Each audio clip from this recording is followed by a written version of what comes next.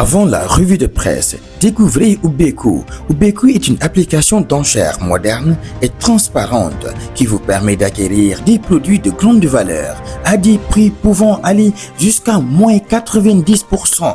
Oui, vos offres ne sont pas débitées, le système est clair et automatisé. Le plus petit montant unique remporte l'enchère. C'est simple, sécurisé et accessible à tous. C'est le moment d'essayer, de tenter stratégiquement et de profiter des opportunités. Téléchargez l'application Ubeku. Soutenez, partagez et restez connectés. Les meilleures offres arrivent. Ubeku, la stratégie qui fait gagner. Place à la revue de presse.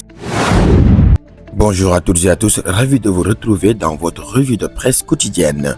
Ce vendredi 27 mars 2026, l'actualité nationale est marquée par une forte intensité politique, diplomatique et judiciaire entre la candidature de Macky Sall au poste de secrétaire général de l'ONU, les clarifications du ministre des Finances sur la polémique autour de la dette et le bras de fer entre le Sénégal et la CAF. Les journaux offrent une lecture dense et stratégique de l'actualité. À cela s'ajoutent des faits de société préoccupants, des drames, mais aussi des enjeux économiques et sociaux qui interpellent profondément l'opinion publique.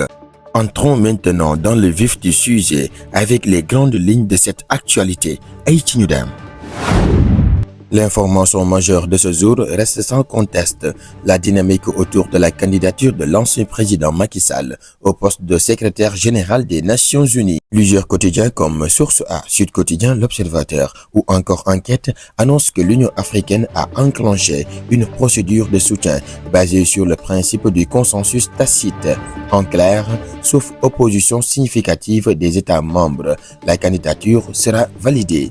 Une avancée diplomatique majeure qui pourrait repositionner le Sénégal sur l'échiquier international. Cependant, cette dynamique ne fait pas l'unanimité.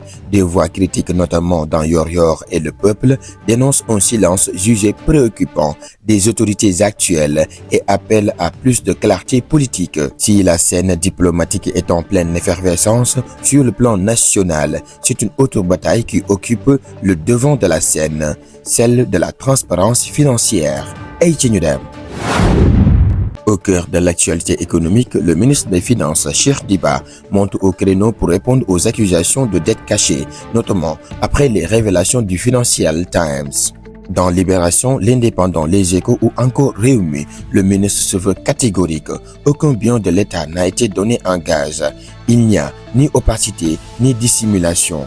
Il défend l'utilisation des instruments financiers, appelle Total Return Swaps TRS, qu'il présente comme légaux, maîtrisés et déjà utilisés par le passé. Mais en face, certains analystes restent sceptiques. Dans Tribune ou Critique, on parle de risques élevés, de coûts cachés et d'un manque de lisibilité dans la gestion de la dette. Pendant que l'économie alimente le débat, le terrain sportif lui devient un véritable champ de bataille juridique. Le contentieux autour de la CAN 2025 continue d'enflammer la presse. D'après Point Actu Sport, Record, Walf et Sud Quotidien, le Sénégal a déployé un arsenal juridique impressionnant pour faire face à la CAF et au Maroc devant le tribunal arbitral du sport, TAS. Les avocats dénoncent un simulacre juridique, une décision absurde et irrationnelle. Certains vont même plus loin, évoquant une possible plainte pour corruption devant des juridictions internationales. L'enjeu dépasse désormais le sport, il s'agit d'une question de souveraineté et de dignité nationale. Mais au-delà de ces grandes batailles institutionnelles, l'actualité reste aussi marquée par des faits sociaux parfois tragiques. La une de Libération est marquée par un drame à la Médina. Un monte-charge rempli de briques s'est renversé sur des écoliers, causant la mort d'un enfant de 11 ans. Une tragédie qui soulève encore une fois la question de la sécurité dans les chantiers urbains.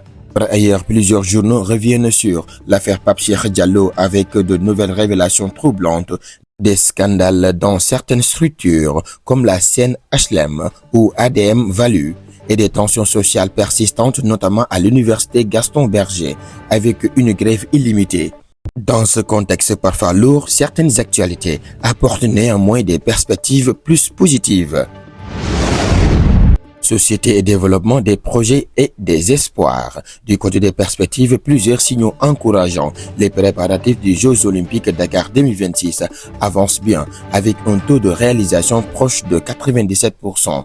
Des initiatives sociales comme le Fonds Rose visent à soutenir les femmes atteintes de cancer. Des projets structurants dans l'eau et l'assainissement annoncent des réformes importantes.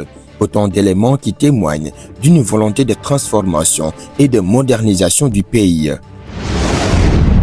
En résumé, l'actualité de ce vendredi 27 mars 2026 reflète un Sénégal à la croisée des chemins entre ambition internationale et débats internes, entre transparence revendiquée et scepticisme persistant, entre tension et espoir, une actualité dense qui appelle à vigilance, analyse et engagement citoyen. Merci de votre attention. N'oubliez pas de partager et de vous abonner pour ne rien manquer de l'actualité. Jaa ngeen jëf. Que Dieu protège le Sénégal.